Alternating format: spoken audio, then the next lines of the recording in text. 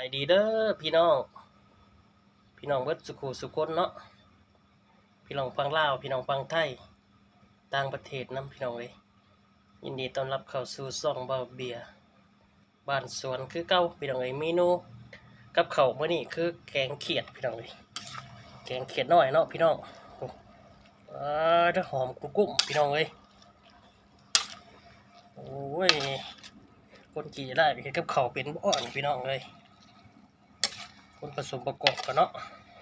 ผสมประกอบเฮ็ดกับข้าวกับน้ำเป็นพี่น้องเอ้ยเบิ่งพี่น้องเบิ่งเด้อโอ้ยหอมกุ้งพี่น้องเอ้ยมาเด้อมากินน้ำกันเด้อพี่น้องเด้อกินข้าวแดงน้ำกันเด้